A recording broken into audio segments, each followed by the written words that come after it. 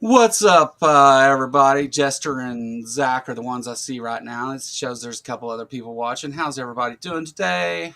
Uh, I thought it would be a good time to have Dave come back and visit. Not that it's never a good time for Dave to come back and visit, because Dave has literally been my guest more times than any other person. But what's up, Dave? Hey, Joe, my pleasure. Hello, everybody out there. Yeah, Dave. T-shirt weather. Look at, I don't have it. Just it's 70s almost. It's close. T-shirt weather. You you here a few months ago, you've had a channel for a while, but here a few months ago you well, it's been more than a few months I guess now, but started doing the Saturday Night at the Atheist thing, and uh your Almost, numbers kind of, almost like 8 months now. yeah, it's Yeah. been a, I have no concept of time when it comes to YouTube. I was trying to keep track for 6 months, so we could say, hey, it's 6 months, and it blew right by a couple weeks before I even noticed it was 6 months. So Yeah. it's got to be, yeah, going towards 8 months now. why did it not why did it not give me your stuff whenever I put in the thing? It Uh, should. I was going to tell you it didn't work for me the other day either. Well, I turn it off sometimes, depending on what I'm doing. I can activate and deactivate different ones, and sometimes I'll turn them off, depending on, like, just depends on what I'm doing. But it should be. I don't know why it's not doing its thing. That's interesting. Let's go see here real quick. But and sorry if I cut out here while I'm clicking things here. But um, you started doing that, and over on your channel anyway, and saw a pretty immediate increase in views and all that stuff. And then here this week, your channel got monetized, huh? Yep. Last week, I got a message from YouTube said, "Congratulations on 500 subscribers." And since then, it's like 507 now or something. I've been averaging about one a day, which is just really awesome for like months now. And then I was getting close, and I was on a couple different streams, folks we know and stuff, and just giving me shout outs like Joe does and everybody. And they're saying, hey, Dave's getting close. So a lot of folks were, hey, Dave's getting close. So people were dropping them for me and helped get it to 500. So that was neat. And then I did a test the other day for a member stream. So I figured out how to do it. So I learned it. And so we'll be able to do a member stream. And I am also going to do a weekly evening show too. I'm calling it the Night Watch. So I'm going to have some extra time, and yeah, streaming is fun. Doing the reviews with Mike and everything. I see Mike in the chat. Hey, Mike. Mike originally was doing Saturday Night at the Atheist, and then MathPig also found out or told us. I guess he was on a Saturday Night at the Atheist type show way back. So we kind of got a legacy going now of Saturday Night at the Atheist show going. So this is the latest one. I was calling it 2.0, but I guess maybe it's 3.0. Yeah, 2.1. The uh, I got the thing to work. So your link and stuff is in the chat there, and you you can now though do member streams and super chats and Yep. super thanks and all that stuff. Yeah. And we And have emojis. I made Bigfoot tracks, and we've got a couple different Bigfoots and a Yeti and a Mothman, because Bree and Joe and I did a Mothman and everything. So all of us love Mothman. So there's a Mothman, and a dog man because Stephanie came on and did the dog man show, and that's been my most viewed video ever. So I had to have a dog man in there. So yeah, we've got those emojis, and I think that's all of them. Yeah. And as you know, as you get more members, you get more emojis. So come on over and become a member.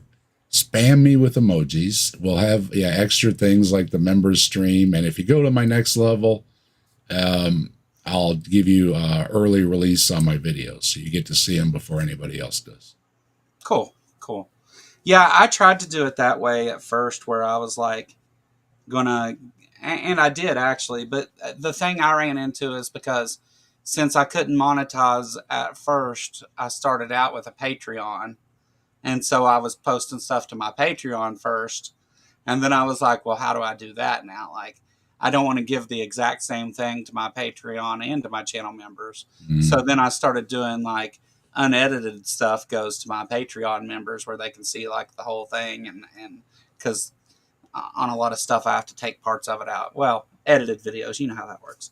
But, I figured I'll try. I like to kind of do my own thing. So I only started it last week, so I'm kind of feeling my way through it. And I'm taking input from people, and we'll figure out something to do that's a little bit different, because I don't like to copy people. I just like to do what I like to do, and if you like it, you like it. If you don't like it, then that's fine too. I mean, that's the cool thing about the memberships, is because you can do it the way you like to do it. And the thing I found out is I was always like stressing out because it's like, oh, I haven't posted something to Patreon. I haven't done this thing for my members. I haven't done this stuff. And, I would be on there and I'd be like, look, sorry guys. It's, I spent all week editing this video. I'll get something out. And everybody constantly was like, look, we didn't join your membership stuff because of what we get for it. We joined it to support your channel and what you're doing because we support that. And I think that's what's really cool about this. It's like, it's not, I mean, of course you try to give people their value for supporting you, whether it's a membership or subscription or anything, like 99 cents is 99 cents, so I made up my own little Bigfoot tracks, and I found some other images, and I'm going to rework some of those so that they're my own and not borrowed. But the emojis are just fun, that's what I was excited to get, the emojis. The other stuff, just do the member streams, just hang out with people and get input from people, stuff like you do it all the time. So yeah, no, that's what I love about my member streams, is like I can just do whatever I want and we can talk about whatever, it doesn't matter. And we do that sometimes on regular shows for panels and things, but a lot of times I try to get a guest on so that we can like talk about something specific or whatever. I've been, as a lot of I've been like going hard at it here for a few weeks now. Well, since I got well from being sick, I've been making stuff almost every day. And every time I turn around, you're on somebody's channel doing an interview. You were on with the Apostate Sisters. You were on the South African Atheists or something Atheist like that? Republic of South Africa. Yeah. Atheist Republic of South Africa. That was a really fun, and the week before, you were over with Maya. Yeah. Where else you been? You've been all over the place, man. Yeah. Shit, I was over on Rumble on Ken Hoven's channel the other night. Oh, that's right. You did the Hawaiian shirt thing. Yeah. I still have the taste in my mouth. Yeah. Yeah, me too, unfortunately. So I'll talk a little bit about that here in a minute. But because I think there's some misunderstanding about what went on there exactly. But I saw AJ reviewed it. Yeah, I was over there watching that stream. AJ, a little known fact that not a lot of people know about me is that whenever the first time that I seen AJ was his channel had just started. He didn't even have 1,000 subscribers yet. Well, I think he had right at 1,000 subscribers. And Aaron Raw had him on as a guest, and they were just talking. Like Aaron was just saying, "Hey, there's this, uh, newer channel, Atheist Junior. He's making a lot of stuff. He likes to talk a lot about evolution and things. And Aaron did an interview with him years ago, few years ago, but the AJ that's whenever I went and watched AJ's channel, because at that point all I'd really seen as far as atheist channels was like, I'm sorry, Mike said he thinks Vance killed the Pope. yeah, I put that in my thing. I was like, put him right over the edge, didn't it? He just couldn't take it anymore. Yeah. I said he met with JD Vance yesterday, so he died of disappointment. Yeah.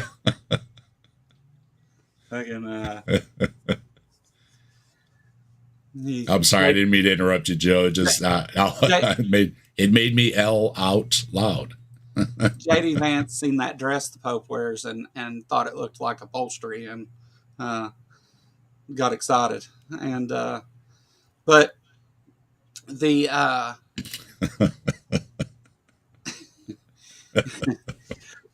but Joe went there. Yeah, he did. Yeah, he did.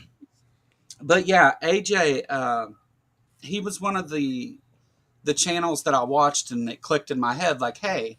At that point, I'd been watching like the Atheist Experience. The Line wasn't really a thing yet. Jimmy Snow was doing videos himself and stuff. It wasn't. I mean, I think the Line existed, but it wasn't anything at the time. It was just him. But and AJ was one of these channels I got to see what it looked like when somebody was like starting and growing a channel, and I was like, I would like to do that, And I actually created my channel a good year and a half, 2 years, maybe even more than that, before I ever posted the first video, before I ever did anything on it. I created the channel, and then it just sat there forever. I didn't even log into it and watch videos on it. When I started mine, well, you get one when you start your account, right? So I got it, and I was like, okay, so it was just my chat name, it was just Dave, No, I mean, I created the Kentucky Atheist brand years before I ever put anything on it.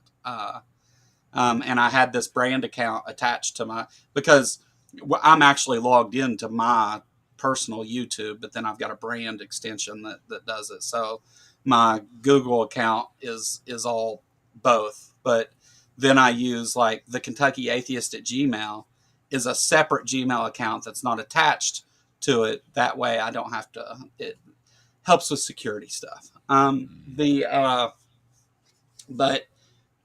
I remember seeing AJ, and he had this smaller channel, and he was growing, and I remember when AJ first started like doing the Kent Hovind impersonations and stuff, impressions, and then like after a while into getting started and stuff, me and AJ actually had a bit of a disagreement and stuff, and I won't go into the details of that, but I wasn't very happy with AJ. I unsubscribed from his channel. I'd had a membership there. I dropped it, and just, it wasn't like a big deal. I just didn't fuck with him anymore. And then a little bit later down the road, we got to talking.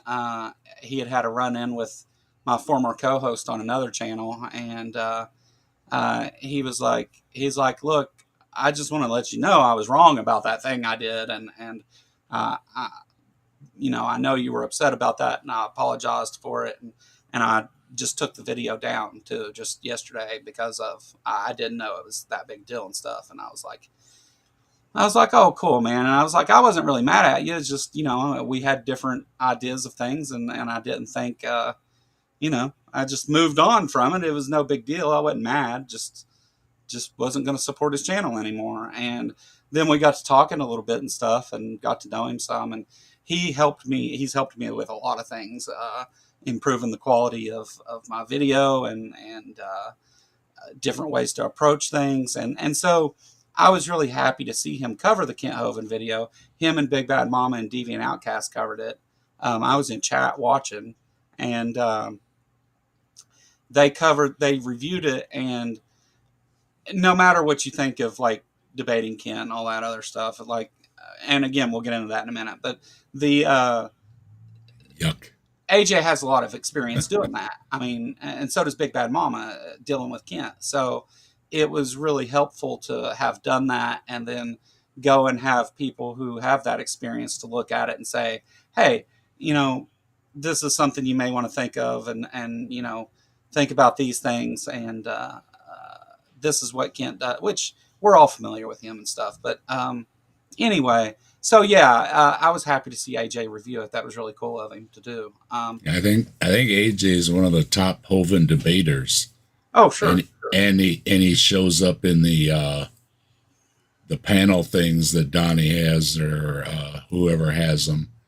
And he showed up in a lot of those too. So did Mama. Mama shows up in a lot of the things that he does now. Yeah. So Rumble Bumbles or whatever Donnie he's doesn't doing. have Kent on anymore. Not anymore. Yeah. No. But yeah, AJ used to at least come out on those once or twice a week and talk to Kent. And again, he has a lot of experience, and he's very familiar with Kent's script. Plus, he's wicked smart. So it's like it's a perfect person to have a look at it. I think that AJ and Grayson and Mark Reed and Mandisa all did an excellent job in their chats with Kent. Ian Chen. Ian did a real good job too. Ian did a good job for a different reason. Yeah, when he slips in, I don't have the time or the crayons to explain this to you, and you don't even really notice that he said it. You know what I mean? He slides those things in there so smoothly you don't even notice it, but it cracks me up. And Conspiracy Cats. Oh yeah, I love that. That I wasn't prepared for that. Is got to be one of the top ones.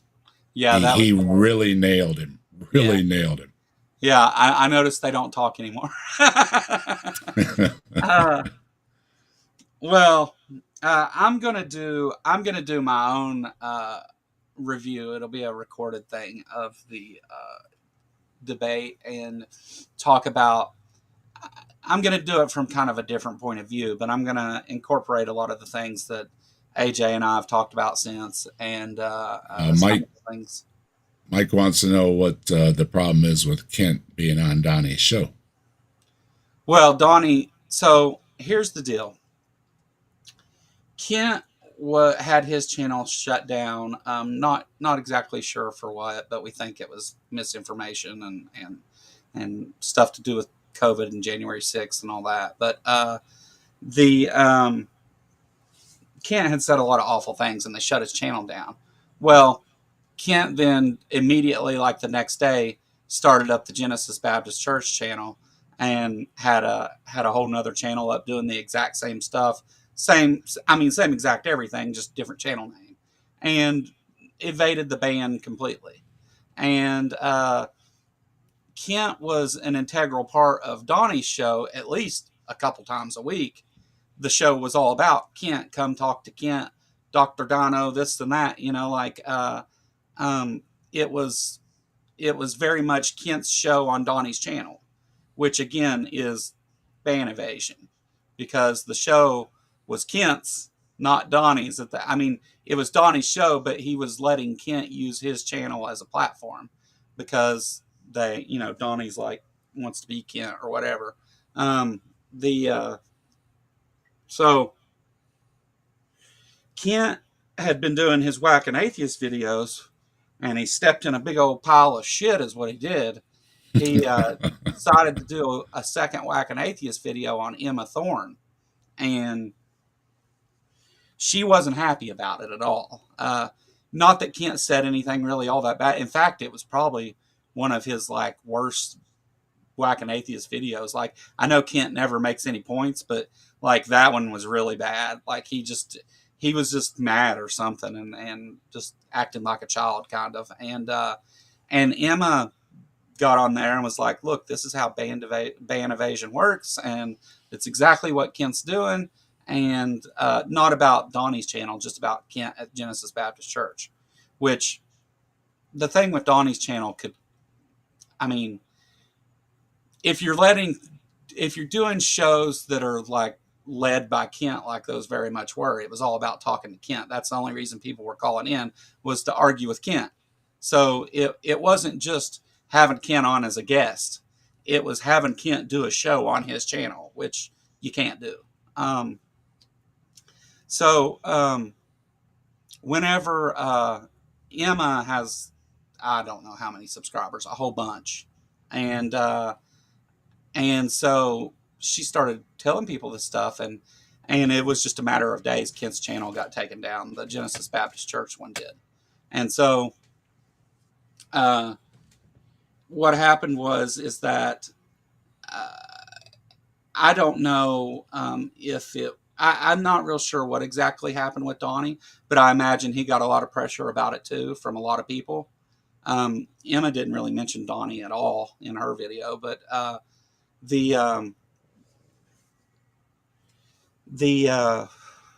remember the day that Emma's video, in fact, the hour that Emma's video came out, I posted on my thing and tagged Donnie in it. It said, "Standing for Truth." If I was you, I'd be concerned about doing these call-in shows or open mic things where it's just all about Kent. And from the day that Emma made that video, or from the day that they shut down Genesis Baptist Church, he hasn't been on Donnie's channel, which I imagine Donnie already knew that. Like, Donnie, as soon as his channel got shut down and everybody knew why, I mean, I'm sure Donnie was like, look, I can't do that. And ain't gonna lose my channel. Yeah, good on him. So actually, for people who keep up with the stuff that I do, you will have seen that here leading up to the thing with Kent Hovind, which was not at all planned. Like,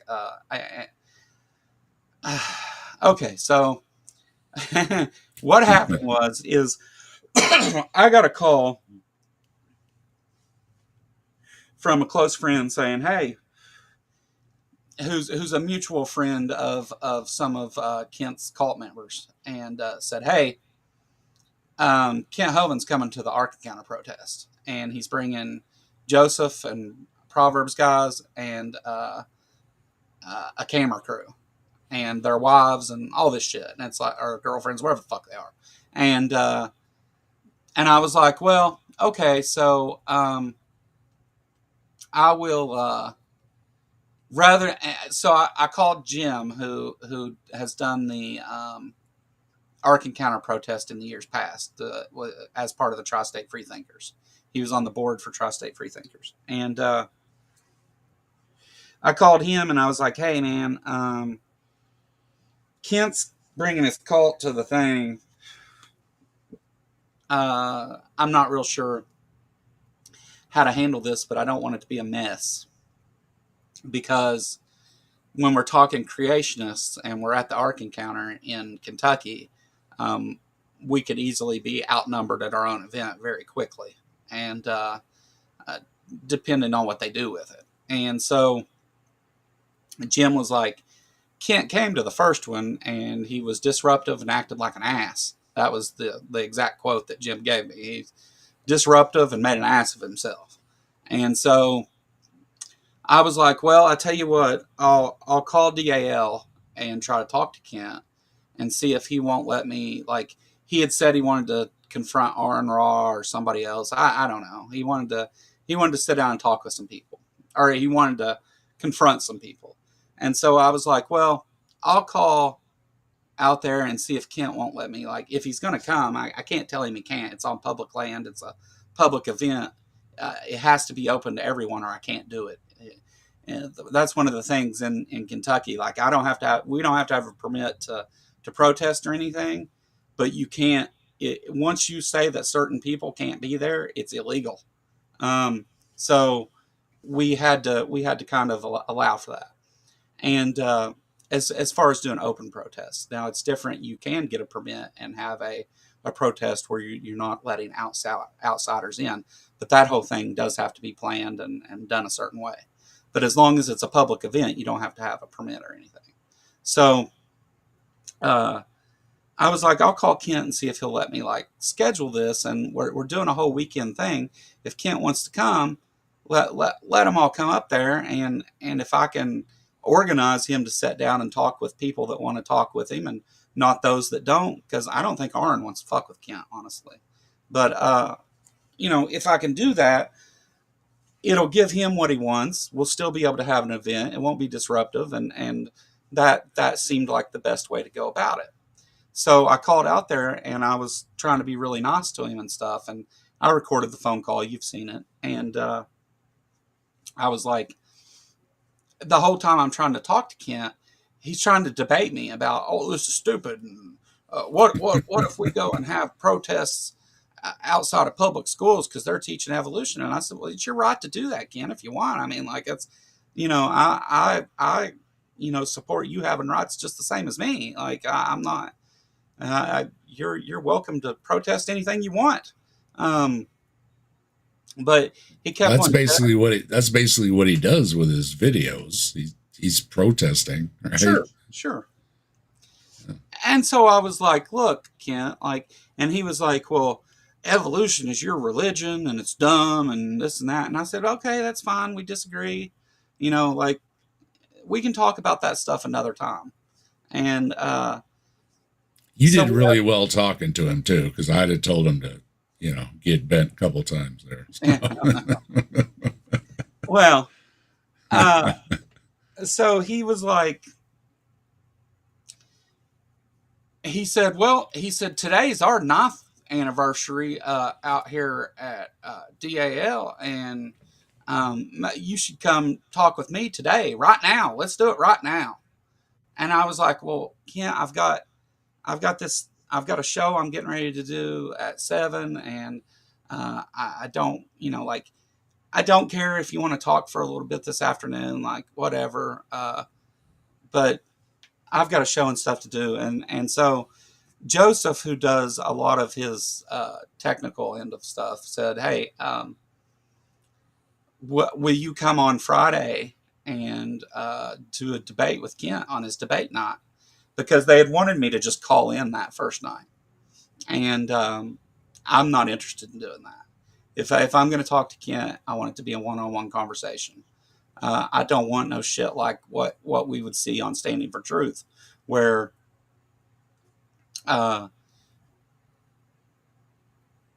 somebody would be trying to talk to Kent and you've got everybody jumping in because Kent can't answer those questions. So I wanted it to be a one-on-one conversation. And they did that, and they were super nice about it. I will say everyone, including Kent, that I dealt with from DAL, was just incredibly friendly and whatever. Now, I'm not saying that makes any other things that have happened okay, because it doesn't. And I wasn't really looking to talk to Kent. I've said this forever. Like, I don't give a shit about talking to Kent Hovind, whatever. But as we've led up to the Ark Encounter thing, I was like, hey, I'm going to debate some creationists, and just for fun and to bring attention to this thing.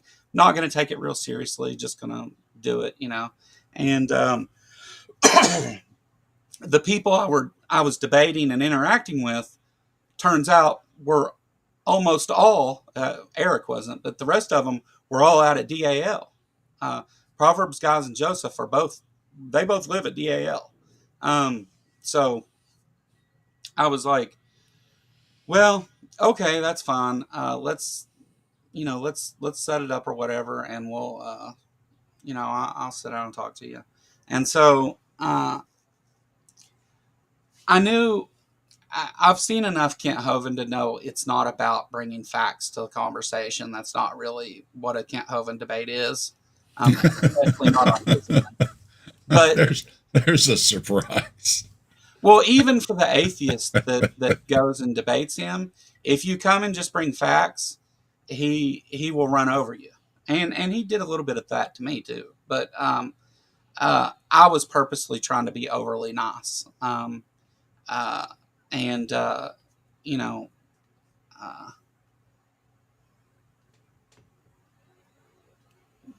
I was purposely trying to be overly nice and trying to. In fact, before the debate started, Kent was like, "Well, you atheists, this and that, and just because you hate Christians and all." I said, "Yeah, I don't hate Christians."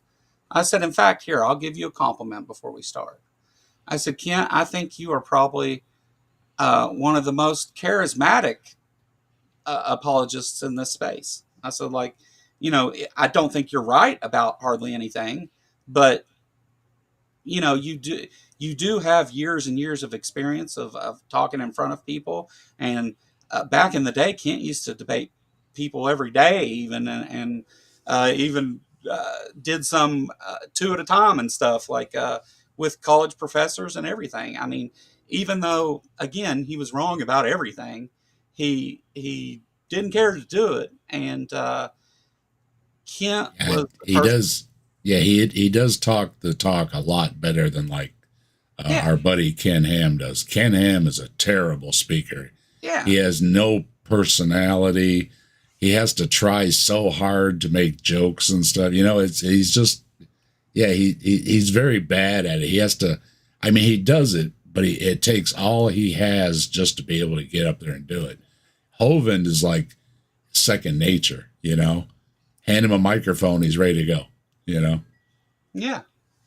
Yeah, so Kent very much showed through his debates in person and the non sequitur show and modern day debates, when he did a couple of those, that he's wrong about everything pretty much, but he is he's good at the performative aspect of it, which YouTube debates very much are 80% that, right? Like it's not necessarily what you know. You can debate Kent and not about evolution even, and not know a fucking thing about evolution. And just as long as you can outperform Kent, because he don't know anything about it either, right? Like so you're both He in the same should. boat. For as much as he's been told, he should. But Well, I say he he doesn't know anything ignores about it. it. He doesn't say any facts about it. He knows. Trees. How you doing, trees? What's up, trees? I'm not a fan of either of those either, Left-Handed Jedi. Um, the uh, and being honest about what Ken is and what he does isn't the same as being a fan of it. I think that Kent's history and some of his legal troubles and things like that are very troubling, and I don't really care for that. And To be fair though, Hovind with his cardboard signs tacked on trees and his tacky little Ron Wyatt museum thing he's got going there, yeah, no way compares with the level of Ken Ham and what's the other one? ICR, where yeah, they have like, real looking museums. It's full of crap, but it's real. It's not cardboard signs. So for what Hovind has in the charisma department, he it balances out with his stupid cardboard signs tacked on every tree in Dino Land. right. Because he has to make up for a lot, right? I mean, his stuff is so tacky. I mean, it is tacky. but I mean, the thing that Or should I say cheap? He's cheap. That's what it is. Cardboard's cheap. We can make a cardboard sign. We ain't got to pay for all that fancy signage. I think that Kent. So Dade said there, Kent is bottom tier apologetics. He is, and creation apologetics is bottom tier apologetics, and about 90% of the people who are doing creation apologetics are repeating Kent verbatim, right? That's if you talk to a creationist, 9 times out of 10 they're telling you things that they got from Kent Hovind. So while Kent is problematic in all these ways and everything, he is very much affecting that space. And he And sounds so, like a preacher too. He doesn't. yeah. Donnie, Well, I mean, Donnie, right. and some of these other ones. Yeah, they don't sound like preachers. Hovind, when he's doing his thing, he sounds like he's a preacher. So it resonates with people that are used to listening to the preacher. Yeah, it's that same cadence or whatever you want to call it. Yeah. Yeah. Left-Handed Jedi just gifted 5 Kentucky Atheist memberships. Woohoo! Looks like we hit. Speaking of, Joseph from DAL got one. I'm sure he'll be happy with that. Oh, cool. We hit That's an omen. Jenna, Oz's girlfriend, Jenna. Cool. Blaster Master, good to have him. Secular Rarity, and Michael Bell all got memberships. Well, welcome back, most of you. And Joseph, I hope you truly enjoy my members only content. But and speaking of, I've got members now too, and you can get Bigfoot emojis. So stop by, become a member, get them Bigfoot emojis, spam my chat with them. I love them. Thanks a lot. Yeah. Hold on, I'll put it back in there again. So there we go. It should show your stuff. There it goes. Yeah, and there's Dave's link right there. Every Saturday at 5 p.m. is Saturday Night at the Atheists. Usually joined with Mike and Scott from Answers in Atheism, and Brainless Steel, and Simos Funk. And then we have people that rotate in like Joe and James and Ryan, Blaster Master. Bree has stopped through. Stephanie's been through. There's so many people. Like I said, it's been almost like 8 months or something. We've had all kind of guests that have come in. Chris Mallard has been on. We've had all kind of guests come through. So yeah, stop by on Saturdays. You probably see somebody you recognize. Dave is doing more views than me on average, per video anyway. I've had some good luck on a few of them, and a couple of my streams really took off. We had a couple of them. I had one that I had almost 900 views for a Saturday Night at the Atheists. Yeah. So pretty Dave incredible. Murphy gifted a Kentucky Atheist membership to Karisu. Thanks, Dave. Hey, Dave, I've been meaning to get with you about this, but I mean, I've watched some of your content and stuff, and I don't know why you and I haven't sat down and, smoked one and had a conversation. I do a lot of these shows, especially, just sit down and burn one and have a conversation with people in the community and stuff. And I would love to sit down and talk to you. I know that you're a busy fella and all that, but I would love to talk to you sometime. And I think a lot of people who watch are, excuse me, we totally need to do that. Yeah. Would love to. The first time I went over to your channel and subscribed there, I have to say, you were reading out of a book, but you were, it was funny as hell. It was good stuff. I really enjoyed it. And so I think that we'd have a lot of fun. And yeah, I look stoned, but I'm not stoned. I haven't smoked anything yet. I've been awake since Friday morning. I have extreme insomnia and I ran out of weed for a couple days. And so, I haven't been to sleep. I literally laid here in the bed for like 12 hours at a time trying to sleep and can't do it. Just tired as hell, wanting to sleep. I'll go to sleep for 15 minutes and yeah, I've seen you read a number of times, Dave. But it's good because you, not only are you reading good stuff that's interesting, but you have again, the charisma is up there. You're definitely more charismatic than Kent, but, you might be the most charismatic person I've seen on YouTube, for that matter. You're very, very good at talking to people, and I love that, and I love to see you coming here and supporting other channels and stuff, and getting around the community and things. I think that's awesome that you do that. So thank you. But hey, Robin, good to see you. So when are you going to protest Kent Hovind's arc? Well, I'm afraid that if we plan that, the wind will blow and it'll fall over. It's a shed on stilts. Yeah, plywood and paneling and He literally swear on my mother's eyes said he wants people to donate pink and blue stuffed animals to put in it. I don't doubt that. Again, the epitome of tacky, right? I mean, Carisu's right it's on just this so one. ridiculous. We don't need to protest Kent's arc. We just need to show pictures of it. That'll do it.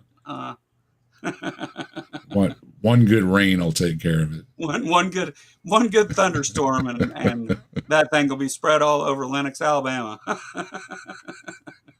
But yeah, but not my proudest moment debating Kent, and not like Did you get it washed off you yet? Yeah, I know. Use a brush in the shower? And I will tell you this though, debating Kent is the most exhausting couple hours of content I've made.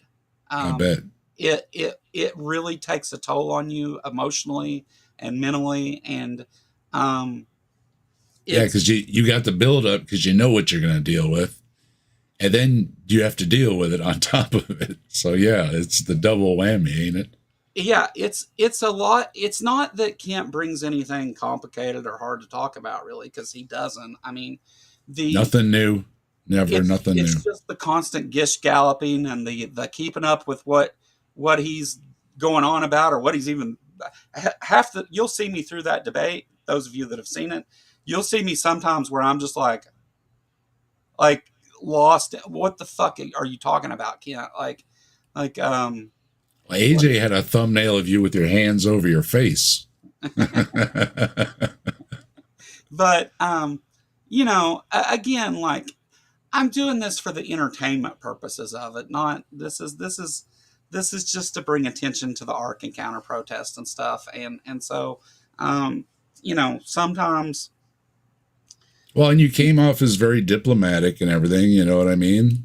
Calling him and everything. And well, the last thing I wanted to do was let them take a moral victory, Right. I mean, they're going to do the chess pigeon thing anyway, right? They're going to, that's guaranteed. Walking in the doors, spraying it everywhere. Kent and his people say that he's never lost a debate. Yeah.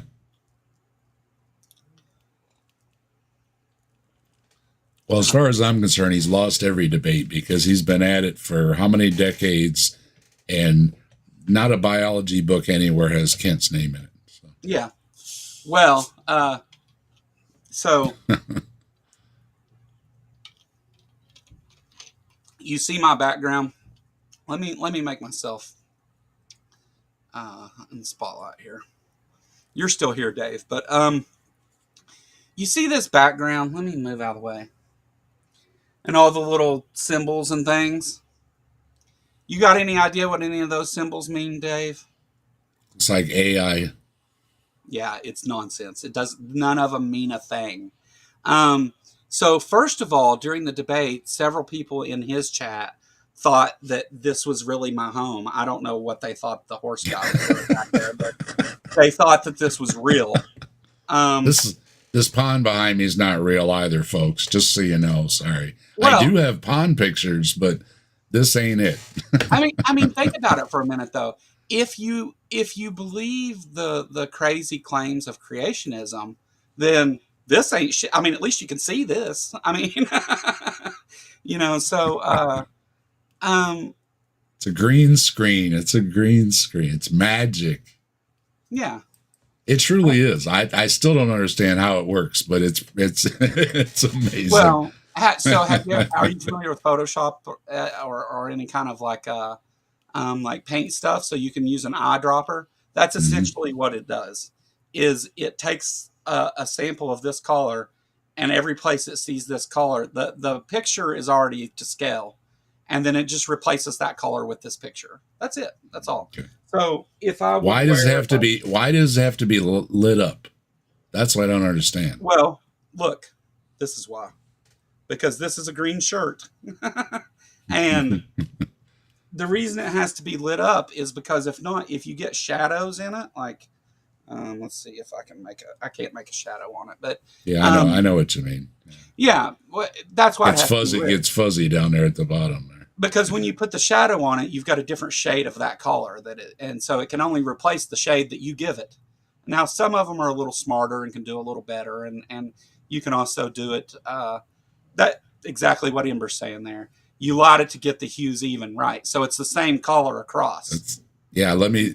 That's a tip for anybody that doesn't know. If you're gonna have a green screen, yeah, like what I did, buy one of these super bright LED things to light it up behind you. Otherwise, Yeah, it doesn't work right. And yeah, it's more when you important see that you people light. that are kind of half snowy looking, it's Yeah, because they so if don't I have a turn good down my bright light, light. watch this. Watch. If I dim my light, is it going to dim? Yeah, look. See what it does? It's because it's not lit well. But That's yeah, yeah. That's why if I drop this one out, yeah, it starts screwing up everything's immediately. everything Yeah. screws up. So, um, but It's it's not. amazing though. It's amazing. Yeah. It's like being Well, on the no, I news think in your house. It's amazing.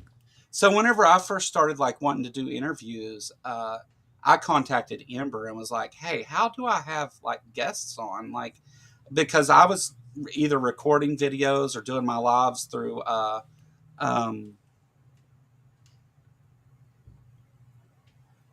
oh, OBS, and my computer hates OBS. So um, my computer's a piece of junk. It's all. It's not a piece of junk. It's just old.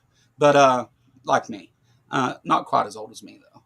I told my son, I said, you know anything about OBS? A little bit. I messed around with a little bit. I was like, we need to learn how to do it so you can show me how to do I know how to it. use OBS. I just don't because of my computer. Because all of my videos, like when I started making videos, OBS is what I started with. Well, it's you got to get all the different plugins. Is that how it works? Well, there's a couple that you should get at least. Like especially if you want to do green screen stuff, it doesn't. It may come in the builds of it now, but OBS is an open source thing, right?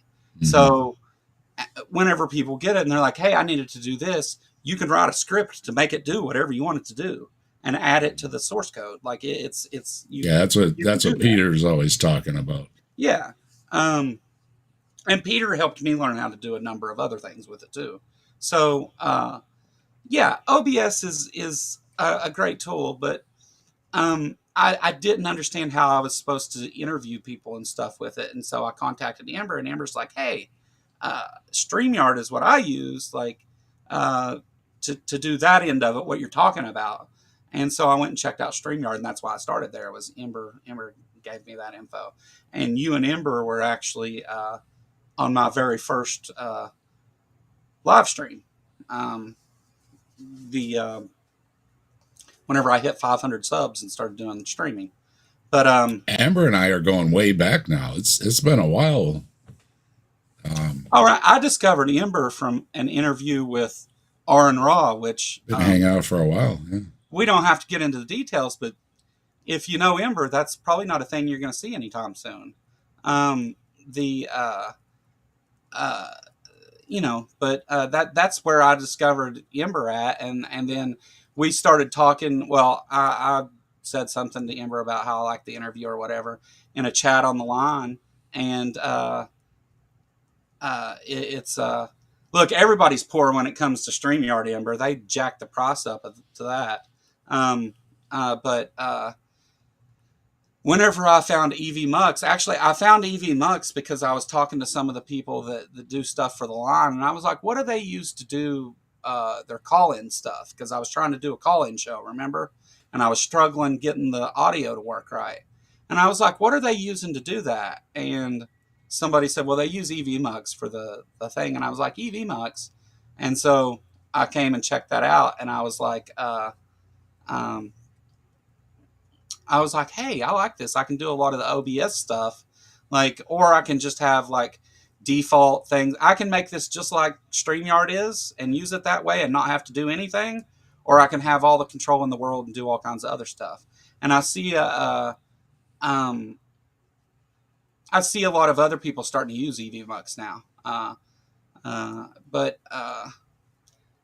I wish I could get to GEs more often. Lots of good people there randomly. Yeah, I agree, Amber. And yeah, that's where I met Jester. I met Jester.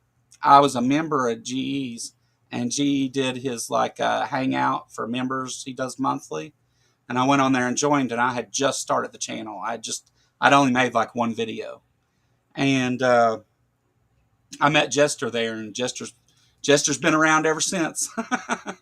I got That was like way before I did any live I got stream. like 275 videos now. It's just freaking amazing. It's like, man, I mean, I thought it was cool when I had like my first 20 videos, you know, and it's like, man, 275. It's like, wow. Yeah, and I know folks got a lot more. Yeah. I don't know how many I have now, but I know I hit 300 like several months back. Mike, I know Mike had over 800 when we were looking at his. And, yeah. I'm like, yeah, some of the folks that do them a lot, you know, I'm sure they've got thousands and thousands of videos. Yeah. Still, it's amazing though, just hundreds of videos though. Yeah. And then we came full circle, and GE was here Saturday, and you know, even if nothing else, that was an incredibly fun stream. We had a lot of fun. Like we laughed our asses off and had a good time. And then I went over on the line last night. Forrest and GE were taking calls on the line last night, and I popped up in chat, and GE drew a thing on his little board there, whale dick, and held it up and was laughing. And I was making comments in the thing about whale dick and stuff. And we had a good little inside joke there for a minute, but it was funny. But yeah, I was glad to get to, like, you know, finally have GE come on, because again, my co-host, my former co-host, didn't like GE because GE didn't like Republicans, which who really does? Not as much lately either. Yeah, not very popular. But it's a little more. It's a little more than that. But essentially, look what happened to the Pope. I mean, you know, that's a bad mojo. I'm telling you, because see, the Pope was scheduled to meet JD Vance on Saturday. And the Pope wouldn't go meet him. Instead, he sent his number 2 guy to talk to JD Vance about immigration and things, like being a decent person. And then yesterday, he ended up meeting with JD Vance. And then I guess he died that night from disappointment. To his credit, of course, the church has all kinds of problems. Everybody knows. But to this Pope's credit, one of the last things he did was tell off Vance and Trump that they're not being very Christian-like. Yeah. And in some things, he was progressive, and he did try to reach out to folks, other religions, atheists included. He did try to reach out to LGBTQ, limited, but we're talking about the church, right? Baby steps, right? The question now is, who's going to be in now? And that's kind of worrisome, because if they don't put somebody in that is going to stand up to Trump, he could have another big ally in another buffoon somewhere. So yeah. So I love this. I love this comment. May the church pick well, okay? May you pick well, please. Yeah. Deconstructing Laura 42. That was a hilarious stream the other night. I hope y'all raised lots of money. So we did pretty good, actually. We did better than I thought we would. GE actually made a $100 donation on the GoFundMe, and then we raised like $56 in PayPal donations, and about the same in super chats. $56, $50-ish. Where my electric was off, I couldn't really keep up with it on in real time, so I had to wait for it to update. But yeah, so we raised some money, and see, so let me explain something here. It takes a lot of money to do this. Like, the first of all, I have to make a trip to Williamstown here in a couple weeks anyway, to go down there and test all the equipment and make sure we got everything we need, and look at the location, and do a few things in advance that have to be done. And there's a cost associated with that, of course. And then the hotel rooms, it's 4th of July weekend. It's going to cost. It costs a little. We're getting like $100 off for the ones that are reserved, and I'm not using those yet because I want everybody to be able to get their rooms cheap first. Because we do have some money to work with. The It's $150 a night is about what it's going to cost. I think $350 once tax and everything's done is what it came to, and now you get part of that back. But the so I've got certain people that I'm having to pay for things for. We still have to get like some more tents and tables, and I'm gonna have to get at least one big fan somewhere in case anybody gets hot. The I sat down and talked with Seth from Ambushed Prostate, and the camera equipment to record the event, just to rent the camera equipment, nothing else, just to rent it is $1,600. And I'm going to have water and sunscreen, and there's a couple people that I'm going to try and help out to get to the event and be there. And I've got to pay travel expenses for a couple people. There's a lot of different things that go into it. And plus, it's not just the Ark Encounter protest. It's a whole weekend thing. So like we're having a party at Jim's house after the protest. There's going to be a dinner and things the night before, or some kind of event the night before. There'll be a breakfast one of those days. If we end up getting the Airbnb place, which again is a thing that I'll have to end up paying for, and then like if people want to stay there, then they can pay it back.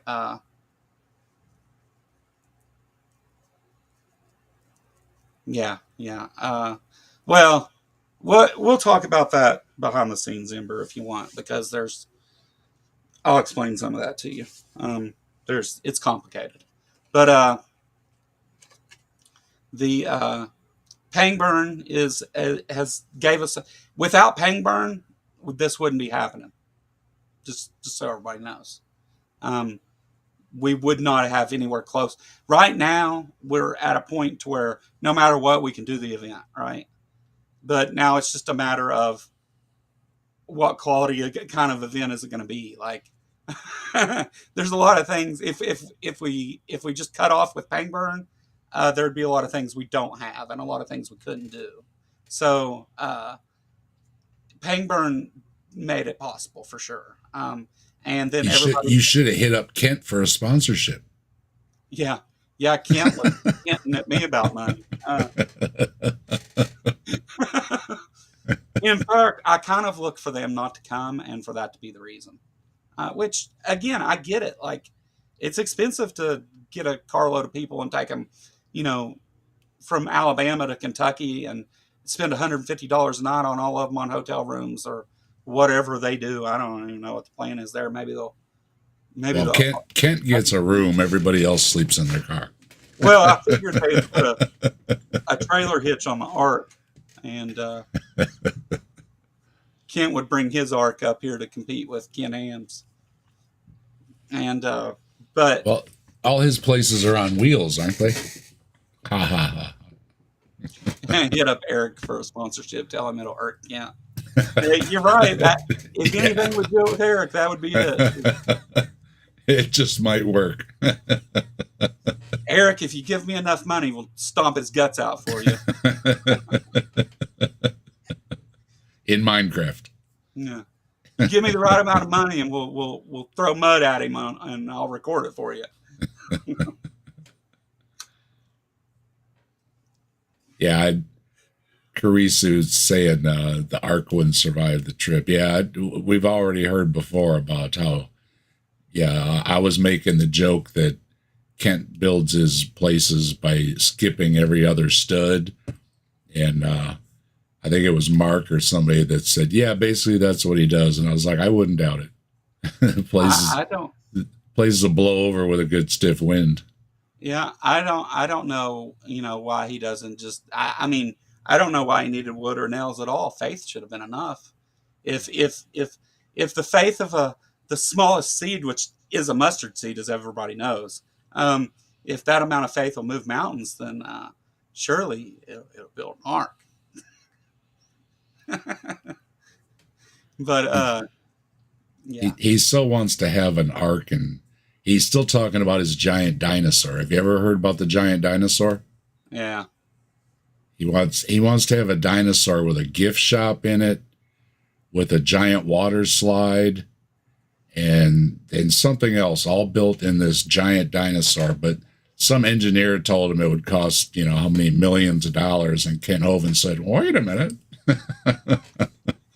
Something funny? Ain't no way I'm spending that money. Yeah. Something funny that happened during that debate that I didn't notice till afterwards when I was watching on AJ's thing is I had said to Kent, well, Kent, one of the things is with, the fossils aren't hydrologically sorted. They're, they go from less complex to more complex over time. And he said, and I said, we don't find things where they're not supposed to be. We don't find, humans with dinosaurs and stuff. And he said, well, they seen the Loch Ness Monster. He really used the Loch Ness Monster to rebut. Yeah, he did. The Loch Ness Monster is real. Yeah. I think he said pterodactyl. The dino thing, yeah, it's supposed to be like a water slide that goes into one of his ponds or something like that. Yeah, he's talked about it a couple times. If you every once in a while he'll mention it. That was it was just recently I heard it. Maybe something I don't usually watch his stuff, so somebody had to have been covering it. The slide's inside the dinosaur, and you pop out the cloaca. Yeah, water slide, gift shop, and there's something else I'm forgetting. Maybe a rock climb. A rock climb, that's what it is. He wants a rock climb on it, a water slide, and a gift shop in a big old dinosaur. Yep. Chester said the drowning pond. Yeah, that's what they call it. Yeah. They're like, let's all go for a swim in the drowning pond, guys. Yeah, before you come in, I need you to sign this enter at your own risk agreement. He probably makes them bathe in that pond, I would say. I'm sorry, if you have any kind of a place like that, you have to have lifeguards. It's just, you have to. I mean, that's no responsibility for people at all. You just, good luck out in the swamp, Hope the gators don't get you. Hey, Kent said something so Kent was like, "We're going to get you deconverted today, is what we're going to do here." And I was like, yeah, I don't think that's probably going to happen. Maybe not. Like, not that I'm not open-minded to it. I just don't see that happening here. He's like, what did he say? He said, oh shit. He said something goofy about getting me converted and stuff. Get the A out of your name. Yeah. Somebody had asked that in one of the questions, and he was like, "Yeah, get rid of that atheist part." And I was like, "What are we talking about here, Kent? Like, I don't agree with you on anything hardly. Like, we're not. I don't think that's going to happen today. Plus, like, I mean, let's face it." Yeah, and Loch Ness and he the Congo, he's in on that thing that if you just go deep enough in the Congo, you'll still find dinosaurs there. And I think him and Matt Powell both repeat the shooting pterodactyls down during the Civil War.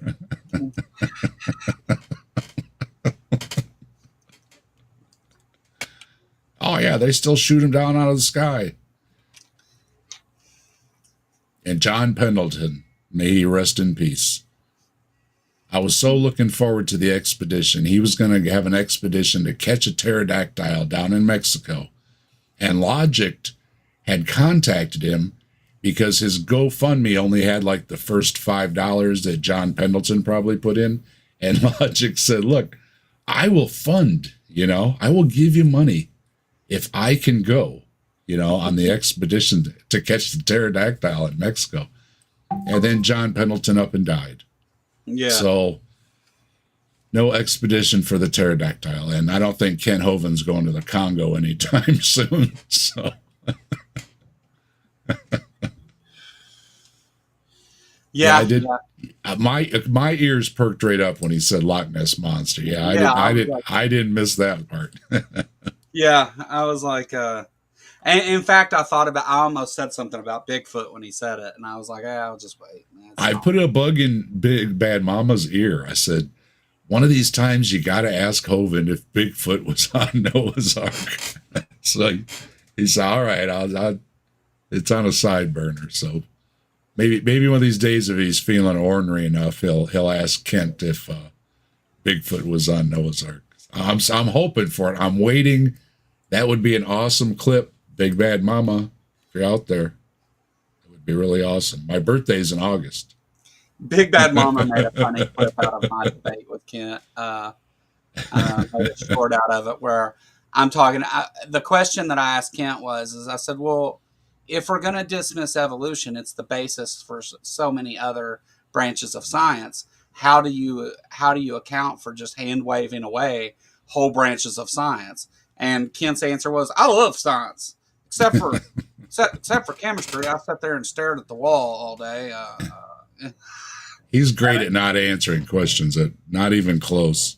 Yeah, and it's funny though because it's like Kent goes, he'll say, well, I taught math for 15 years. I taught science for 15 years. I taught evolution, or I taught not evolution. I taught all these different sciences and English and everything for 15 years, he says. So at this point, Kent's 150 years old. And, but and there's no record of him teaching anywhere that anybody can find. Yeah. Well, I mean, I think some people have said he did teach at a church or something at a church. Yeah. He taught Eric. He taught Eric, and I don't know his other kids' names. He's got like 3 kids or something. Yeah. I think it's 2 boys and a girl. Yeah, that's who he taught school to. But and they brought him an apple every morning, or else. He made up so many. Well, not even made up. He just repeated so many false things about everything, and it's like, and I was a couple times. I'm like, well, Kent, why don't you look that up? And and then he says, well, I stared at the wall the whole time in science class. And it's like, oh, well, really? Maybe, yeah, not surprised, really. But, whatever. I mean, again, it's like, let's face it, Kent knows that a lot of the things that he said are wrong. A lot of the things he says are just completely batshit crazy wrong. But yeah, it is. The thing is, though, is that it was never about that anyway. Kent has an agenda. But anyway, enough about Kent. So, everybody going over and subscribe to Dave's channel. He finally got it monetized. Go over there and get you a membership or send him a super chat just to let him know you support what he's doing and stuff. There's a link in the chat for it. Hold on, I just seen. What's up, Maya Atkinson? Good to see you. Yeah, it's a lot of fun having the emojis. And yeah. I need to change all mine. Mine haven't been changed since like October. But I need to update some of them. But and yeah, Dave's got lots of cryptid emojis for you over there. Your memberships start at 99 cents, right, Dave? Yep. Yep. So go over there and support Dave, and he's put a lot of hard work into reaching 500 subscribers. We've been talking about it for months, getting there and things, and I'm glad to see another channel in this area to be growing and doing good things. So I was really happy for you to see you reach 500, Dave. I appreciate you, Joe, and thank you. And thank you to everybody else out there. A lot of folks give me shout outs and say very kind things about me, and I appreciate it very much. And yeah, I hope, mostly I try to keep things lighthearted, so I hope everybody stops by and agree or disagree, maybe you'll have a good laugh. So, his dad's got comfiest silk cuffs to chain you too. That's right. And not only with the Saturday show, but yeah, I'm starting up a weekly show, and I'm calling it Night Watch. So I'm trying to decide what evening. I think I did it Tuesday or Wednesday last week. Trying to decide what night's best. But yeah, so I'm going to have the evening show because some of the folks, they'd say, oh, I don't catch you live because I'm still at work or something like that, So I was thinking, well, I'm a night owl anyways, and so maybe I'll just pop on and say hi to folks during the week in the evening. That's one of my biggest holdups is I can't really do stuff late at night. So I get a lot of people like asking me to come on and do stuff late in the evening, or guests that are like, oh yeah, I can stream with you. Can we do it at like 8 o'clock West Coast time? And I'm like, yeah, I can't really do that. I got kids that go to school and stuff, and I can't be up screaming at people at that hour. Well, and I was thinking maybe I could hook up with Mark Reed and do some too, because that's more in line with his timeline. If I'm up late, then he's already up. It's not too early for him or anything, or too late. Yeah. So he stopped by, and I told him that we'll get together because he's one of the evening streamers. Mark and I, every time we talk, we're like, well, we need to get together and do more stuff, Mark, and like, but that's exactly why I don't do more stuff with Mark Reed, is because our hours are so vastly different that, it's 7 o'clock in the morning for Mark right now. He's just now getting up and firing up the machine because Mark starts early his time. Yeah, he's pretty much 12 hours except for the time change, and then it's another hour, but pretty much 12 hours off. So yeah, whenever I see him in the chat, if it's morning, I tell him good evening. If it's even the evening, I tell him good morning because he's 12 out. Yeah, probably in the middle of the week, Jester. Tuesday, Wednesday, I'm thinking one or the other. I'm trying to see, who, because there's, Mark does a show almost every week at night or every day of the week. So, but some of the other ones like Amy and some of the other ones, I try to pay attention to what nights they're on. But yeah, like Tuesday, Wednesday, because I do the Saturday, so I don't want to do it, right after I just did Saturday. So sometime middle of the week I'll do it. Yeah, Mark. So it'll either be tomorrow or the next day. Yeah. Mark is just such a genuinely nice guy, but at the same time, like Ember said, challenge him to a debate. I wouldn't want to be on the opposite end of debating Mark Reed. He can get. I'll debate him on Bigfoot. Bring it on, Mark. He'd probably take you up on that, just for the. I might ask him just for the fun of it. Just for the utility of the exercise, just to keep do it. But keep the old fingers warm, so to speak, right? like the musicians and stuff. Yeah. Don't want to get rusty. That's the word I'm looking for. Don't want Mark to get rusty. So You yeah, said keep Ember. the fingers warm. I thought you were coming on to me, Dave. The- Ember's always talking with Mark. You let Mark know about the Bigfoot challenge, Ember. All right.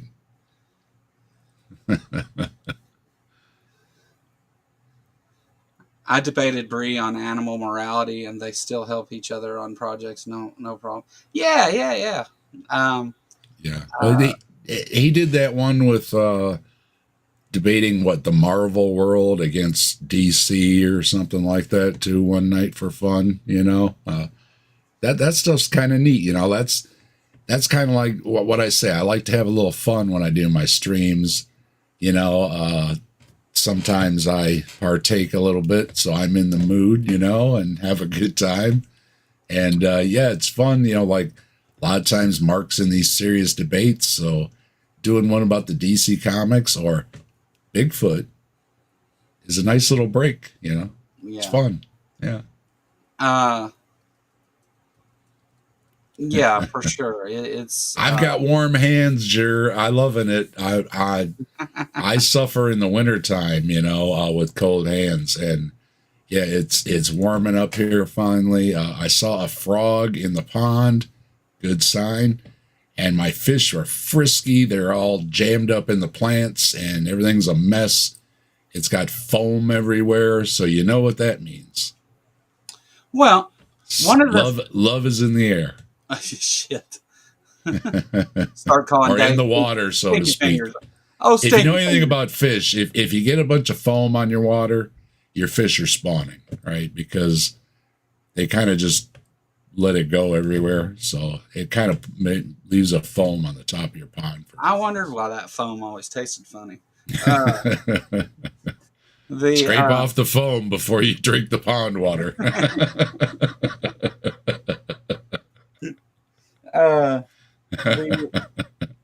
Well, with actual like debate clubs and debate teams and stuff, the idea isn't that you're debating necessarily a topic you agree with. You're given a proposition and then assigned either pro or con. It's not necessarily a position that you hold. So it's really good exercise and stuff to just go through the process of having a debate. It's really helpful. And if you know it good enough, you should be able to take on the other side at least somewhat, right? Because you should be prepared enough to know what the other side is arguing, right? Yeah, I think that a lot of people in our community could probably take the Christian apologetics position and argue it better than most apologists. But one of the things we talked about, or I said anyway, yesterday on stream over at Zach's Shaking Fist, was that it seems like a lot of these apologists, they have like a go-to fallacy a lot of times. Not always, but many of them do, and it'll be like there's always going to be a lot of equivocation and a lot of appeals to authority and things like that. But they tend to all have their own thing where it's like, oh, well, I use this little trick to solve this problem and that trick works, so I'm going to keep using that trick. And I think it comes out like with Kent Hovind, his thing is he lies. Yeah.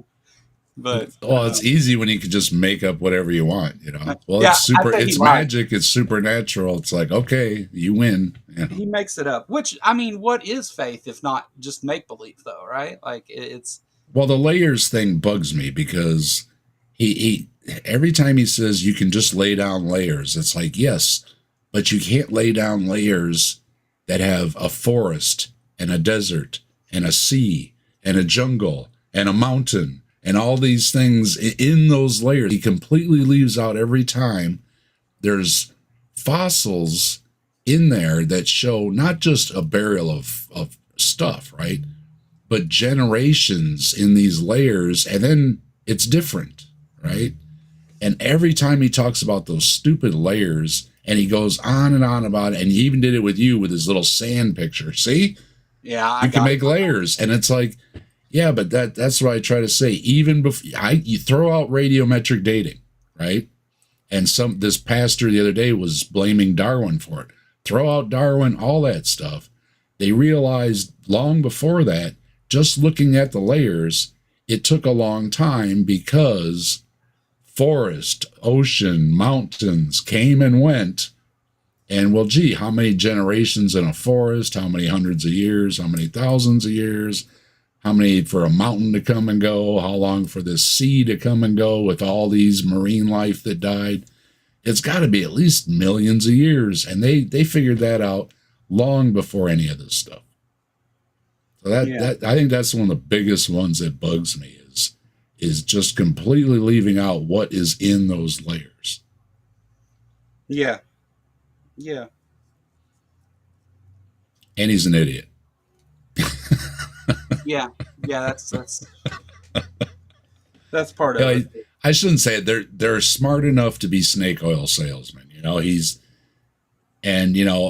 I say, Ken Ham doesn't have the personality, but behind the scenes, that guy can raise a lot of money, and you know that, Joe. He raises millions without a problem. Right. Yeah. What's up, Robin?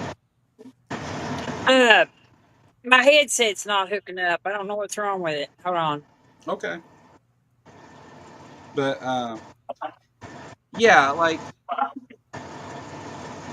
Ken Ham was much better prepared to take the grift commercial, right? Like Ken Hovind is more of a like I don't know what to call it, but Banjo Music Land. They both say a lot of the same shit. Every time I think of it, I think of Bill Ludlow. May he rest in peace. When he made that video about Hovind Land and with the banjo music, kind of with the mention of even the locals say, "Don't go near that Hovind place." Hovind very Deliverance like, Hovind's kind of more cringy and used car salesman like. That's what I say. It gives me the creeps, man. But I want to take a shower and wash it off. It's like, ugh, he does. He's got that creepy vibe. I think of the two of them, Ken Ham is the bigger science denier, though. Honestly, I mean, like the things that he says. I mean, not that there's a right amount of science denial or anything. Well, in a weird way, Ken Ham has this thing about honoring his father. And his father was basically a living room preacher, a one-room church preacher, stuff like that. And in a way, he kind of honors that everything his dad told him has to be true, right? And he's very proud of that little ark that his dad carved out of a 2x4 for him or whatever, right? Yeah. So that, he's got that, there's no way that his father told him any wrong. And, that's all fine and well. Like I said, my dad, the first time I ever worked on a car was with my dad, right? Years later, I was working in a garage. My dad brought the car and he said, "I can't work on these cars nowadays," right? It's your turn, right? And and I worked on his car. There's a time where you have to realize you're out of date, and it's okay to pass the torch. The Creation Museum looks like a boat too. You know that, right? Yeah, it's kind of funny shaped, isn't it? Yeah, well, instead of being a boat facade like a boat on the front of a building, it's like a building in the middle of a boat. It's kind of what it looks like. Like it's just on the ends got some attachments that look like a boat. And it's the Creation Museum. It's got such beautiful gardens and all that stuff and everything. It's a real shame that it's connected with that abomination, because I would like to go just walk through. They've got water features, which I love water features, and it's all very nice. thing to just go walk through. But then you always got that abomination right there staring at you too. Are you with us now, Robin?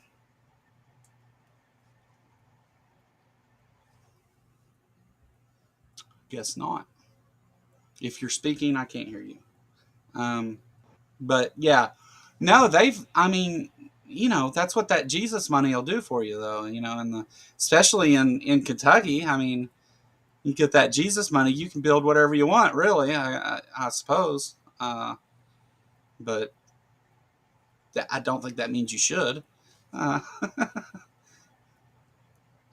Robin got raptured. Watch out, there's a truck rolling down the road without anybody driving it. Yeah. There'll be fucking milk everywhere. Breaking news, milk truck catastrophe. Driver mysteriously disappears. But yeah, so it's not like, but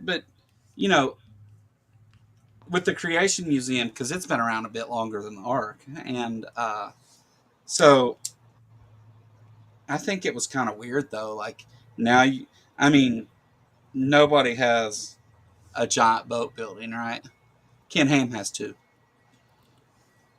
And I never understood the whole having the two attractions a half hour apart thing. It seems odd, but whatever. Yeah. It's like, yeah, come by the Creation Museum, then get back on the highway and go drive for about a half hour or so and go to the other attraction. And it's like, yeah. Why, I don't know, very odd. But so is his parking thing. You park and then you get on the bus that takes you up there, like, so you can't escape in your car or something, It's very weird. And then I sent you that video earlier with, was it Nick and Joe? This couple travels around the country. If you've ever seen their channel, they travel around, they show the big cities and the little cities and the places that are kind of ghost towns and everything in between. And right on time, today I sent Joe the video earlier. They were rolling through Kentucky. So they were stopping. They showed the Lincoln, Abraham Lincoln statue and, some of the downtowns with the old stuff. Joe knows a bunch of stuff in Kentucky there. Yeah. And then they rolled up through and they saw the Ark. They went through and then they said they're going to head into Ohio. So maybe I'll see some places I recognize here coming up. They're going to be cruising through Ohio. But it's a cool channel. They drive all around the country. And so it was just interesting that it came up because Joe said, why don't you stop by? And then there it was. Nick and Joe and Nick. Yeah. What is it? Robin says she's having sound problems, but she said Joe and Nick's road trip. Yeah. Check out Joe and Nick's road trip channel. Very cool channel. Yeah, gives you the grand tour of everywhere.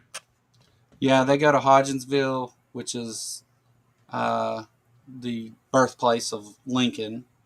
And I would have thought there would be more to see there than that, but whatever, I guess. And then they end it with going through the Ark encounter. Funny, they let them record, no problem. Yeah, and he's always got his decent equipment. He does a pretty good job on the videography and everything. So he's got decent equipment with him. I mean, I think it's funny that the Ark encounter lets them record. Robin said, "What a waste of money." Talking about the Lincoln thing, I imagine. I mean, they're not pointing and laughing though. You know what I mean? So, right. Well, and he did give him a good review on the restaurant. He said the food was all right, but it was cheap. He said they both ate dessert, drinks, and everything for $40. So he said it's one of the cheapest meals that they've had. So otherwise, it was buffet food, and You know, you eat it, you know, is it all that? Well, it was okay, you know, but it was okay in $40. So he gave him a decent review on the M Zara restaurant, I think it's called. Yeah. Because again, as Joe's pointed out, Ken Ham promised all kind of stuff. Oh yeah, people will come to the Ark and they'll stop by the town and they'll eat and drink and be merry. And then first thing Ken builds is a big restaurant. Yeah. So nobody's going in town to get food. And then you figure, well, the little shops will sell ice cream. And you know how it is, like when we would go to Cedar Point, a lot of times you'd stop in town, you know, and hit one of the restaurants or ice cream shops on your way home, you know, stuff like that, right? Yeah. Well, no, lo and behold, Ken put in, you know, whatever, frozen bananas on a stick. He's got the little carts. He's got them making, you know, whatever, you know, cat candy or, you know, all the goodies. So, nope, you don't have to go for that. And they said, well, there's still the hotels. So what's Ken Ham investing? I think he's part owner or something.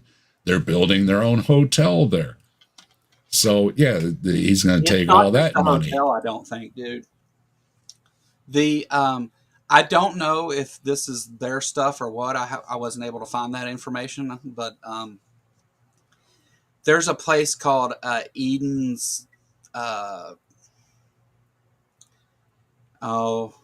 Eden's something. It's and it's all kinds of like cabins and rental homes and all kinds of stuff like that you can go to stay at just for there. It's like all these cabins and little houses and shit.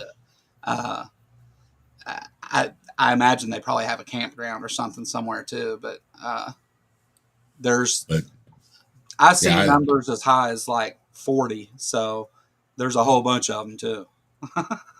And then he's doing his free labor thing. He bought those apartments or dorms or whatever. Yeah. So he can bring in, what do you call them? Interns for the summer when kids are off school to come work at the Ark Park as an intern. That means for free.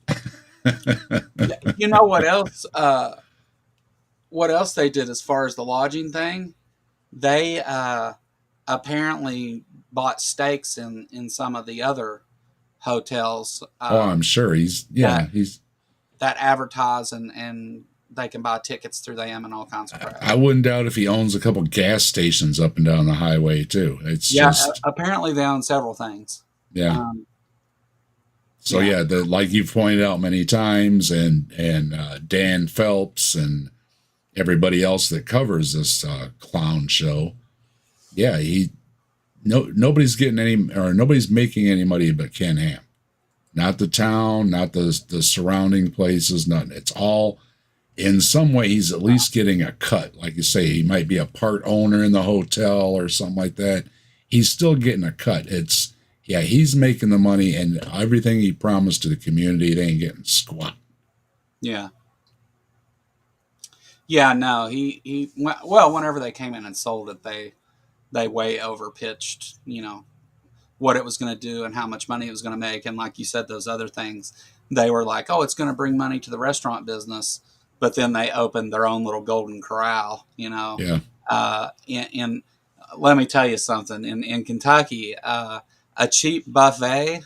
And that's what it is. It's a good price. So you're not going to go anywhere else just to save a buck either. You've already got the cheap food right there. And at the Ark Encounter, because let's face it, all them old people after church on Sunday, they're all going there. I guarantee it.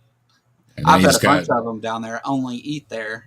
He's got the fudgery place and everything, you know, where you can go get your munchies and everything. And there's no reason to go anywhere else. Yeah. It's they're putting a mall in essentially. Mm. He's got little shops. He's got like a pottery shop and like a weaving shop. He's got these little shops in there. So you don't even have to go into town to go look for, like, you know, some doodads to buy, you know, or whatever you want to call them. No, he's selling that too. So again, you're not going to go into town to well, maybe I'll hit the antique shop or something. No, he's going to have it right there at the Ark Park. And even if you do, you're still giving him money. Yeah. Yeah, because he owns that too. He owns that too. Yeah. Or his friends do, because he's got friends with deep pockets. Say every time they have a fundraiser, it's millions of dollars, no problem. You know, build this, build that. You know, he bought the model of Jerusalem from some defunct park, Christian park somewhere. And then he said, oh, wait a minute, where are we going to put it? Well, I guess I need another couple $1 million for a building. And there went the fundraiser, and they got their little, you know, thermometer thing, whatever they call it. And there it goes, tick, tick, tick, tick, tick. Hey, we're building our building, millions of dollars. And it's like, I'm sorry, people giving them, you know, $5 donations and stuff doesn't raise that kind of money. Just no way. Well, I mean, Kentucky taxpayers paid for all of it. Yeah. Well, Dr. Joel talks about it. He thinks he's got the right friends that need to just keep money rolling around all the time, so nobody knows where it's really at to pay taxes on it, right? Yeah. So these kind of folks look for these things where they're like, sure, I'll give you the money, just so that money's floating around somewhere all the time. I mean, Mike Johnson was on his team of lawyers. I mean, what else is there to say? Yeah. Yeah. And the jet just went to the Cayman Islands again and was there for a few minutes. Short vacations they take in the Cayman Islands. It must be a really awesome place. You only have to get off the plane for a few minutes, and you're right back on the plane and coming home again, fully vacationed out. It's really an amazing place. Yeah. I would probably feel vacationed up too. Get that big atheism money. Yeah, I just got a Dan Phelps email with he tracking the flights to the Cayman Islands. It's like, So on top of everything else, he's taking money offshore and hiding it. So there you go. There's the ultimate insult. On top of everything else, he's in with all the other ones that are hiding money offshore. Yeah. Woohoo! I love this country. The whole thing's pretty dirty. If you got money, you can do all kinds of things. It's amazing. Yeah. Well, they've got political power too. Again, Mike Johnson is friends with Ken Ham. The Speaker of the House is also friends. Trust me, it's not just us paying for it. the borderline hemorrhage has been hitting me ever since I heard he was going to be Speaker of the House. I was like, not Ken Ham's lawyer. That can't be Ken Ham's lawyer. What he called it is Ken Ham's lawyer. Oh no, it's Ken Ham's lawyer. Call himself Noah or Moses or some shit. He called himself Noah, didn't he? All I remember is he's got that weird app with his teenager where they check on each other's. Or maybe he's just like Noah because he's incest. Private matters, and it's really creepy. Strange fella. I can neither confirm or deny whether that's true about him, but could be. Yeah, he was talking about it. Yeah. Oh, JD Vance is the drag queen, and so was I think Elon too. Wasn't Elon dressing up too? No offense to drag queens, if that's true. Well, if anything's offensive, because JD Vance would make anything offensive. I hate to lump him in with anybody. I think he's uniquely a piece of shit. But JD Vance is and he killed the Pope. Gosh. Like I said, as popes go, I not a bad pope. And he went and took him out. He just recovered from the hospital and everything. And then he goes and you hear what the cause of death was out. He had a stroke and a heart attack. That's how much Vance got to him. It gave him a stroke and a heart attack. Well, I mean, J.D. Vance was one of the early folks calling Trump Hitler. Yeah, he was. And J.D. Vance just said, "Hey, whatever I need to do to be powerful, just I'll do it. I'll say whatever I got to say and do whatever I got to do and lie about it, and then on top of that, uh, is like married to a Indian. Like she's Indian, right? Mm. Yeah, I And believe so. and meanwhile is engaged in all this white supremacist, racist bullshit, and like, Well, it's okay for them, yeah. So yeah, JD Vance is rat shit, is what he is. He's Well, yeah, Lindsey Graham said he was insane or something. yeah. What's her name with the gray streak in her hair that's on the cabinet now? She said something about him being unfit. Yeah, there's a whole thing that floats around in a video where they've got then and now, and yeah. Totally badmouth him, and then now it's like greatest white guy ever. Yeah. So the only one that I have to give it to, well, there's a couple of them actually. One of them is Mitt Romney. Yeah. You got to give it to Mitt Romney. Disagree with everything the guy ever said or believes in. Okay, but he said no. But on how to govern, I'm not going to join the cult. Right. You know what I mean? on how to govern, even not that cult, at least. Yeah, like. Yeah, there's that little bit of honor to country in Mitt Romney, and that is so great. There's a few people that still have a little bit of honor. You know what I mean? Well, I mean, to be honest, what's actually happened though is that the window has shifted, so that now Mitt Romney isn't the crazy Republican anymore. The crazy Republicans are the crazy Republicans. Magic underwear all of a sudden sounds pretty normal, right? Yeah, Magic underwear for everybody. Yeah. Mitt Romney went from nobody liked him to is the most loved Mormon man in the world. Well, I don't know. I think he's likable.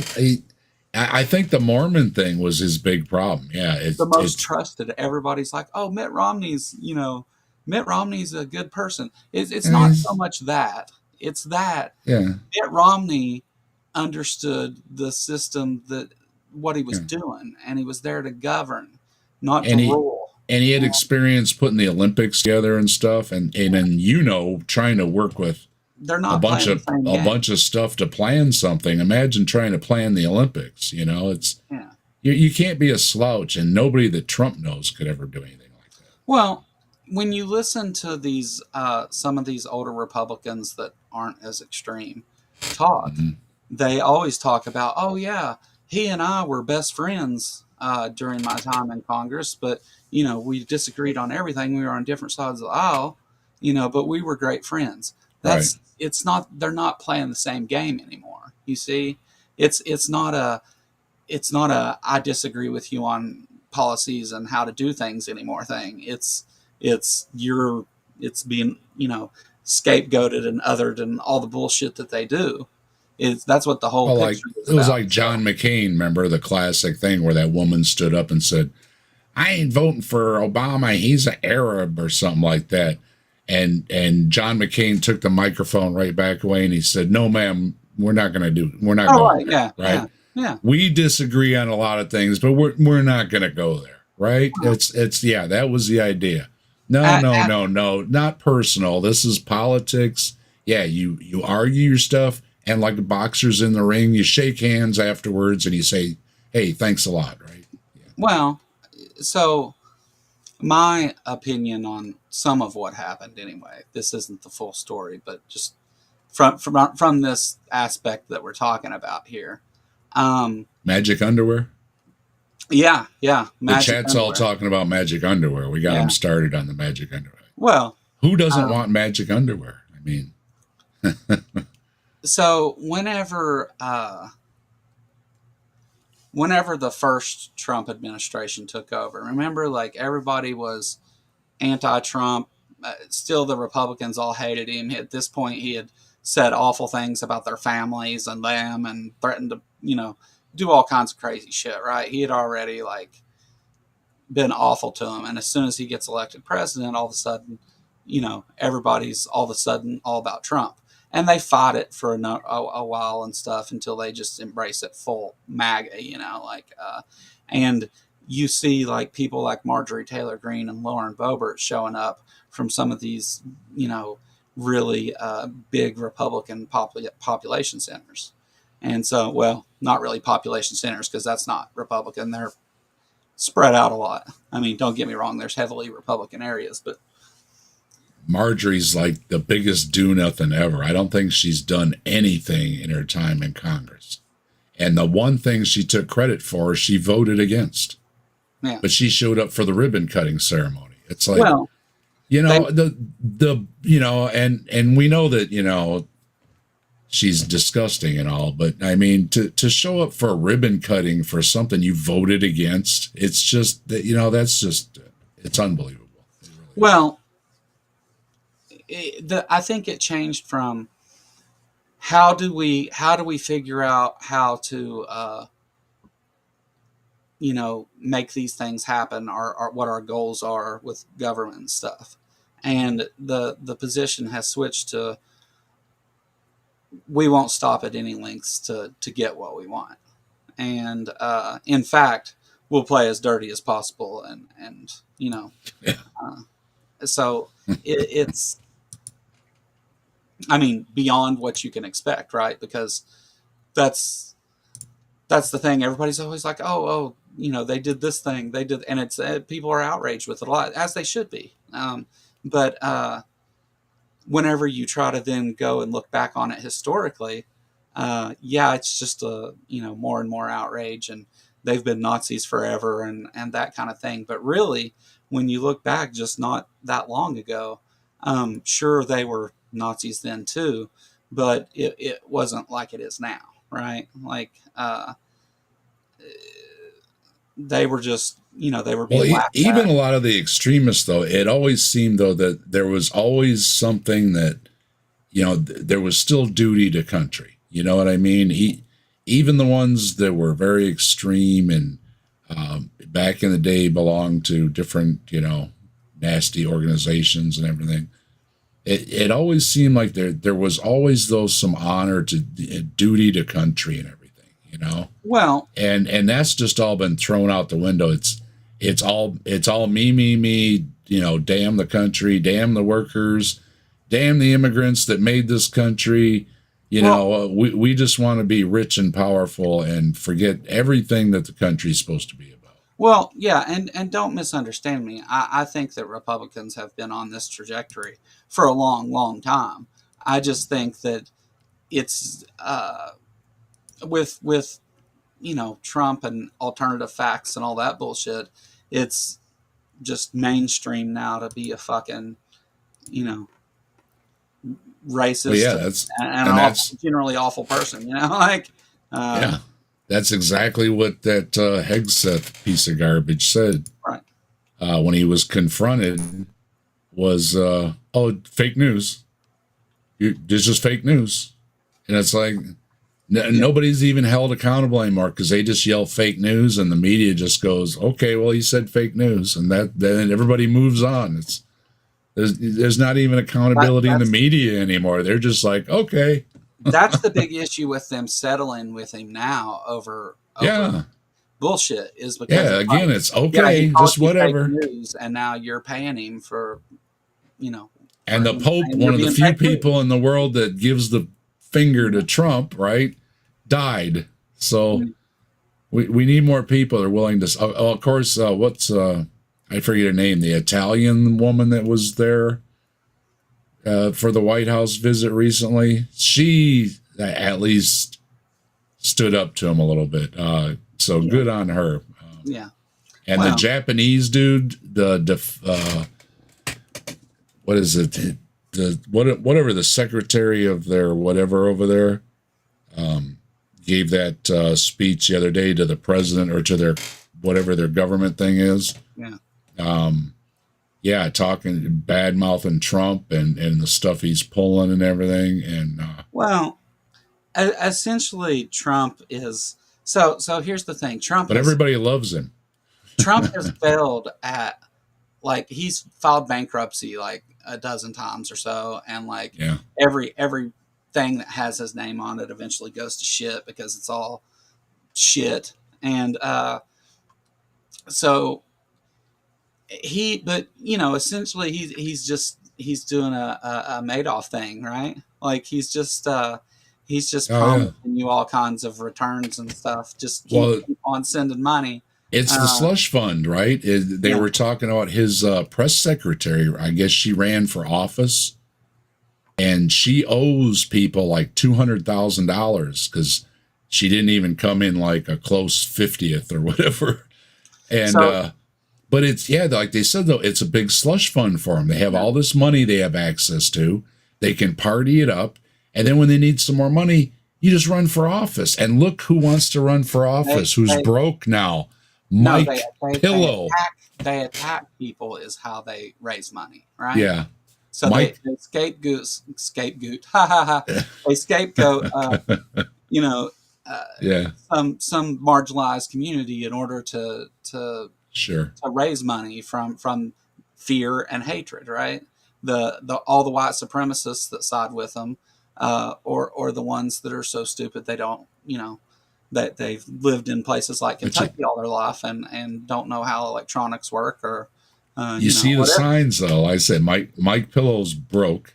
He puts out a thing that he's broke, and then next thing he's announcing that he wants to run for office. And it's like, I wonder why. Yeah. And then you've got that piece of garbage, Russell Brand.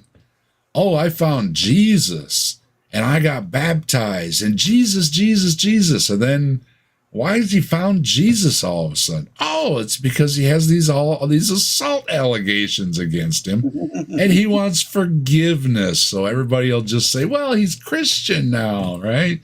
And it's like, oh, the signs, right? The signs are always, and it's like, it's pretty clear nowadays. Yeah, if you hear somebody's gone broke, watch for him to run for office, because the slush fund is just great. You travel first class, everything, eat first class, dress first class, $600 haircuts, the whole 9 yards, right? And then, you just walk away and, well, I'll pay you someday, right? Everybody's SOL. Oh. Yeah.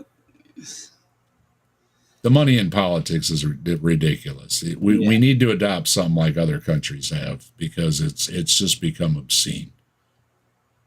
Yeah. Yeah. Yeah. Shit's not going the way it's supposed to. Well, you got to wonder, when you hear these amounts of money that are raised, and it's like, really, it costs that much for yard signs? I've always said, it's like, how does it cost that much money for yard signs? They can't be that expensive, And it's like, because, the whole time they have to live first class hotels, all that stuff. And it's like, okay, I see. Must be nice. And like you said with Trump, it's that same mentality. You just milk it for all you got, and then you walk away. You don't pay your bills. You file bankruptcy. Trump's known for not paying his contractors and everything else. Oh, well, what are you going to do? Sue me? I'll stick a bunch of lawyers on you that'll cost you more than it'll be worth for you fighting me. And then it just gets dropped, and he gets away with it all. Yeah. And that's what he's doing now. He's sicking lawyers on people. Yeah. Well, right. He's also like making lawyers bend the knee to him some, and picking sides. That one law firm gave him $1 million worth of law time if he would quit harassing them and everything. Everybody's just caving to him and giving him money, and it's very scary. The Schedule F part of Project 2025 is going up and going, Well, and what kind of God strikes down the Pope and not the orange thing, right? I mean, if McDonald's doesn't get a stroke and a heart attack, I mean, you know, what? Mysterious ways, Dave. Mysterious ways. The Pope gets the stroke and the heart attack. I You see know how what, it works. though? Like, it's not though. That's the thing. It's not mysterious. But You know, it just makes you think, though, right? It's like, really, really, you know. well, I mean, when you can identify, you know, you've ruled out one thing and like, okay, it's not this thing that they say it is, but uh, Well, and it's like the whole thing when they said God saved him they from want to being say further. shot, right? Yeah, And it just grazed his ear. Yeah, and it took out the people behind him. What'd they do wrong? You know, yeah. those arguments are always just so disgusting. It really is. Well, Let's say yeah, one person survives a plane crash. It's a miracle from God, and it's like, no, you had the cushioning of 99 bodies. That's what saved you.